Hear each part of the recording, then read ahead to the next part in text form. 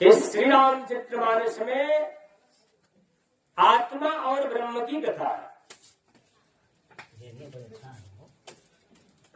आत्मा और ब्रह्म की कथा सुनने वाले विद्वान, समझने वाले विद्वान इस पर विचार करेंगे। रामचरितमानस लिखते समय गोस्वामी जी ने कहा, बनती मोर सब गुण रहित, विश्व विदित गुण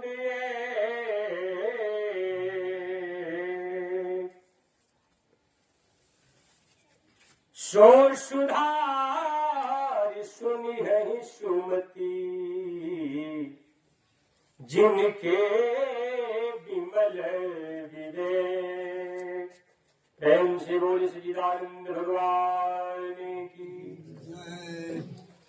गोस्वामी तुलसीदास जी ने कहा कि हमारी भक्ति अर्थात कविता एक गुण से परे है, गुणों से पार, परंतु इसमें एक गुण है, एक केवल एक गुण है हमारी कविता में। और इस बात को भी ध्यान रखना, हे जगत के लोगों, हमारी एक कविता गुण से परे है। और ये संसार कैसे बना? त्रिभिर्गुणमय भावैर्भी सर्वमीदं जगत मोहितं नाभिजानाति मामिभ्यः परं व्ययम्। प्रेम से बोले सच्चिदानंद भगवान की। हमारी ये कविता, हमारी ये लेखनी गुण से परे है। और ये संसार कैसे बना? तो त्रिभिर्गुणमय भावैर्भी सर्वमिदं जगत। ये संसार और संसार की वस्तु, प्राणी आदि सब गुण से बने,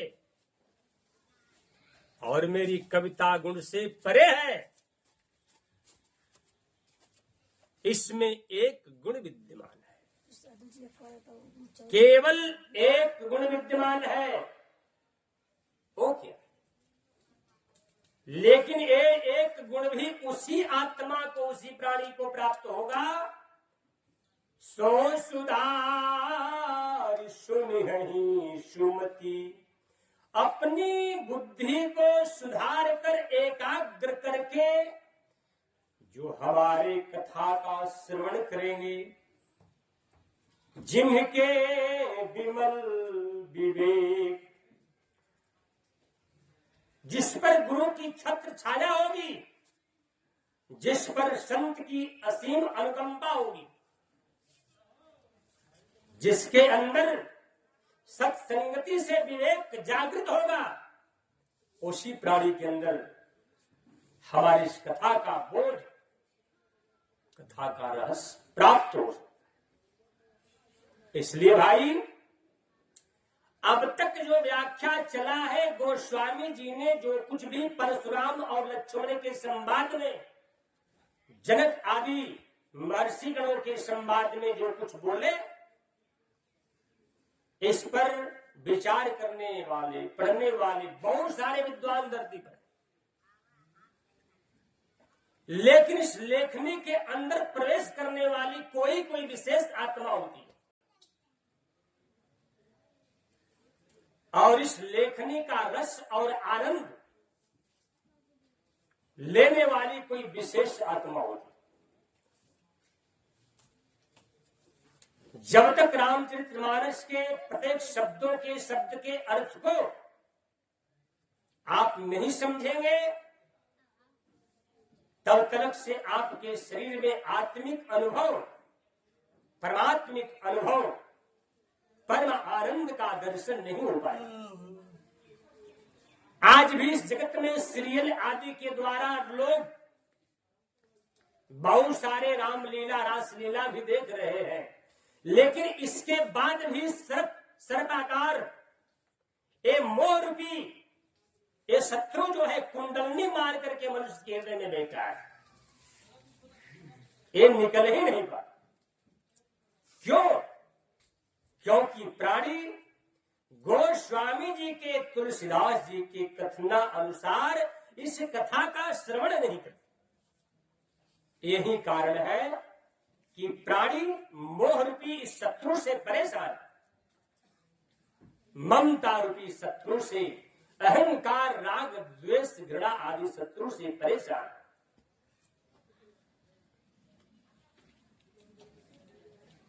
वेद पढ़ने से, शास्त्र पढ़ने से, पुराण पढ़ने से, मंदिरों में जाने से, तीर्थ यात्रा कर लेने से केवल आत्मिक अनुभव नहीं होगा। पठन्ति वेद शास्त्राणि, पठन्ति वेद शास्त्राणि बोधयन्ति परस्परम न जानन्ति परम तत्त्वम दर्विं पातुरशम यथा शिरो भाति पुष्पाणि गंधम जानाति नासिका।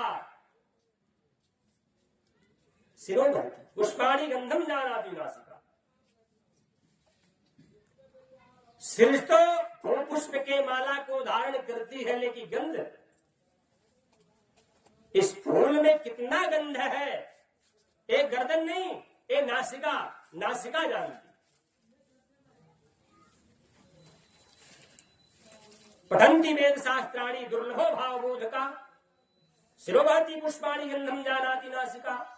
पठन्ति वेद शास्त्राणि दुर्लभो भावबोधका। लोग वेद शास्त्र पुराण तो पढ़ते हैं, लेकिन इसके रहस्य और तत्व को नहीं जानते। इसलिए मैं मूल रहस्य को बताना चाहता हूं।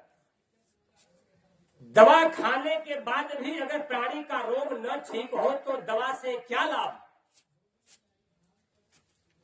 मंदिरों में जाने से जब आपको शांति नहीं मिली, वेद और पुराण का अध्ययन करने पर भी आपको शांति नहीं मिली, तो फिर इसका लाभ क्या? वेदों में कमी है, शास्त्रों में, मंदिरों में कमी है, आप में कमी है, किसमें कमी? दवा तो जो बनाई गई वो प्राणी के कल्याण के लिए ही है, लेकिन दवा काम नहीं करती। क्यों? क्योंकि मरीज जो है इस दवा का सही इस्तेमाल नहीं करता। अर्थात माया का रोगी, ममता का रोगी व्यक्ति इस शास्त्र रूपी औषधि का, संत रूपी औषधि का, ग्रंथ रूपी और मंदिर रूपी औषधि का सही इस्तेमाल नहीं करता। अगर आप दवा के साथ परहेज आप नहीं करेंगे, दवा के साथ अगर आप परहेज नहीं करेंगे तो ये दवा व्यर्थ। इसलिए शास्त्र, वेद, पुराण और मंदिर आदि में तीर्थ यात्रा में जाने के साथ साथ आप अपने शरीर की दिशा, आप अपने मनोवृत्ति की दिशा, आप अपने इंद्रियों की दिशा, आप अपने आत्मा की दिशा बदलने की चेष्टा करें। नहीं तो जो शरीर आप पा चुके हैं शायद एक कभी कभी मिलता है, मिलेगा या नहीं मिलेगा, मिलेगा तो कब मिलेगा इसका कोई ठीक नहीं। इसलिए काम साज कृषि सुखानी, इसलिए ये शरीर मिल गया तो आप अपना कल्याण कर लो। औषधि आपके सामने है, लेकिन औषधि काम नहीं करती। वेद, पुराण, शास्त्र, संत जन सब आपके सामने है, लेकिन काम नहीं, शक्ति काम नहीं करती। कर्महीन सागर गए जहां रतन का ढेर, अछुअत को घोंघा भय कर्म कर्म का भी। गोस्वामी जी ने कहा सकल पदार्थ यही जग माई, कर्महीन नर पावत नाही। कर्म से हीन होया। परमात्मा और परमात्मा की सृष्टि में ऐसा कौन वस्तु जो नहीं है, लेकिन फिर भी दुखी होया। क्यों? क्योंकि कर्महीन हो। कर्म जिसके सच्चे हैं तो किस्मत उसकी दासी है। मन जिसके निर्मल है तो घर में मथुरा काशी। तन को धोया मगर मन को धोया नहीं। बाकी चंदन लगाने से क्या फायदा? आपने तन को तो धो लिया लेकिन मन को नहीं धो पाए। चंदन लगाए, वस्त्र पहने, क्या फायदा? मंदिर में आ गए आप, वस्त्र लेकर के, पुष्प लेकर, जल लेकर भगवान को समर्पित करने आ गए, लेकिन केवल मंदिर तक आप सीमित है। मंदिर में आने के पश्चात आप पत्र भी भगवान को चढ़ाए, फूल भी भगवान को चढ़ाए, नैवेद्य आदि तिलक चंदन भी भगवान को लगाए, लेकिन इसके बाद मंदिर से आप निकले तो क्या लेकर निकले? मंदिर से आप निकले तो आप खाली हाथ निकले, कुछ नहीं मिला आपको। मंदिर से निकलने के बाद कुछ नहीं लेकर, अहंकार लेकर जा रहे हैं, ममता लेकर जा रहे हैं, मोह लेकर जा रहे हैं, हिंसा लेकर, राग द्वेष घृणा लेकर निकल रहे हैं।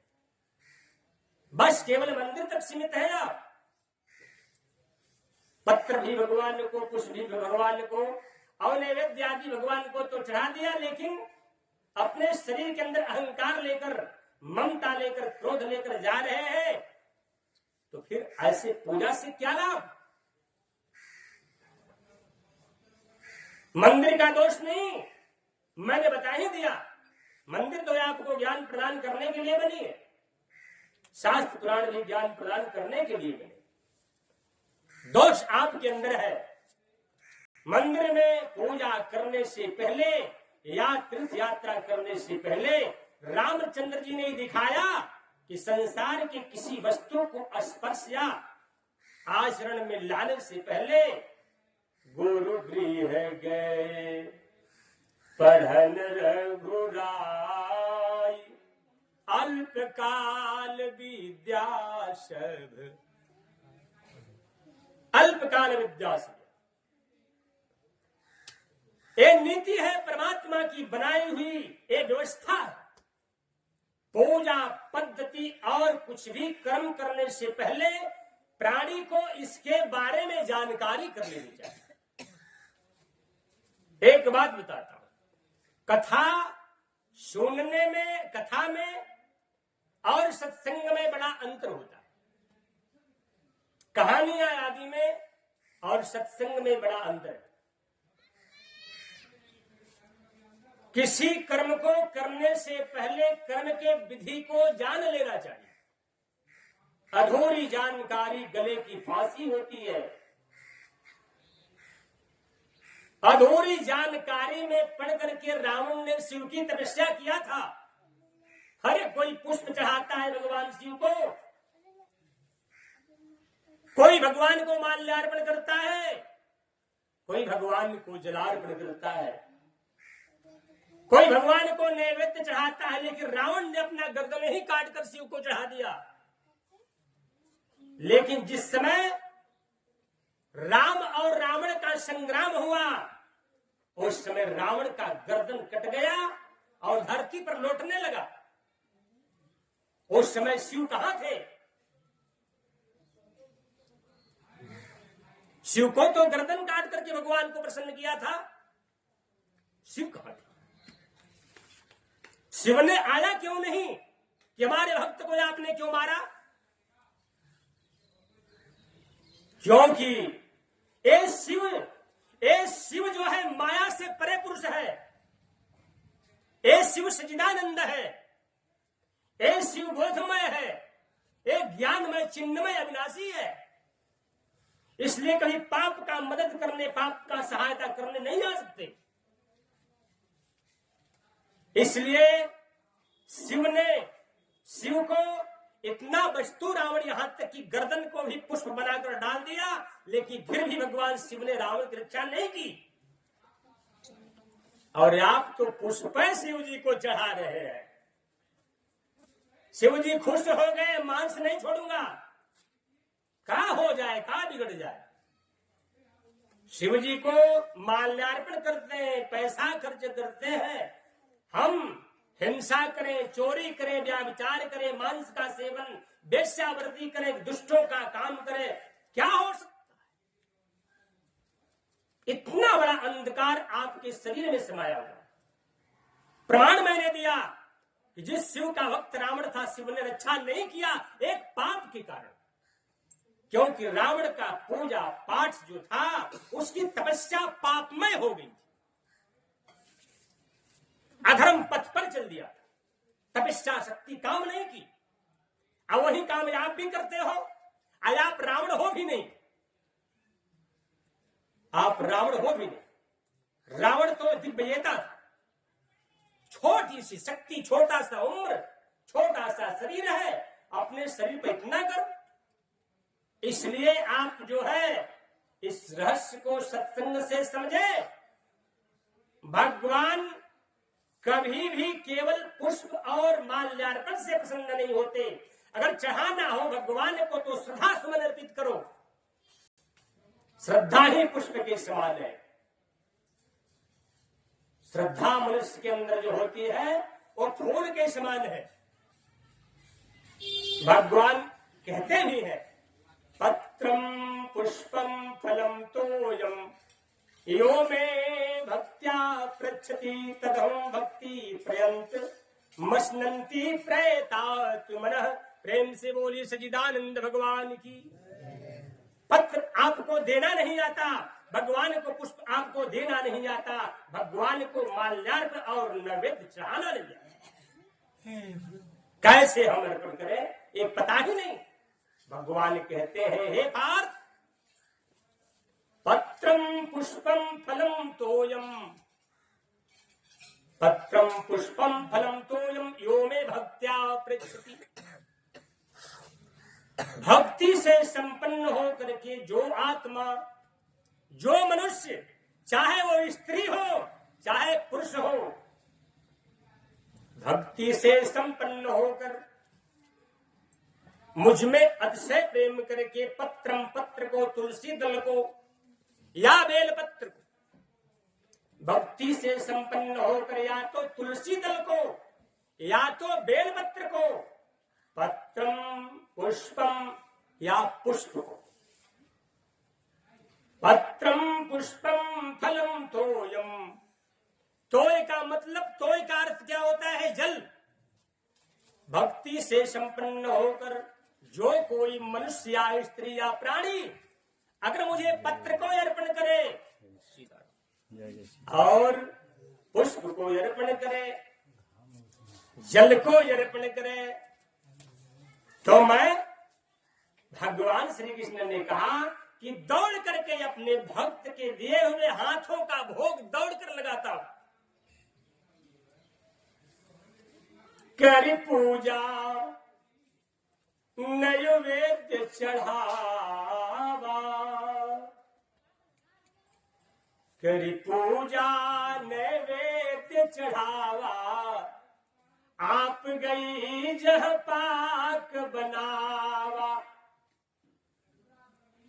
माता कौशल्या ने पूजा की एक प्रणाली बता रहा हूं। भगवान ने अभी कहा कि अपने भक्त के दिए हुए हाथों का भोग मैं दौड़ करके लगाता हूं। माता कौशल्या ने भी अपने इष्ट भगवान का पूजन प्रेम से किया। खाए भगवान, करी पूजा नैवेद्य चढ़ावा, आप गई यह पाक बनावा। भगवान श्रीमन नारायण के चरणारविंदों का पूजन करके भगवान को स्नान करवा के माता कौशल्या भगवान को नैवेद्य बनाकर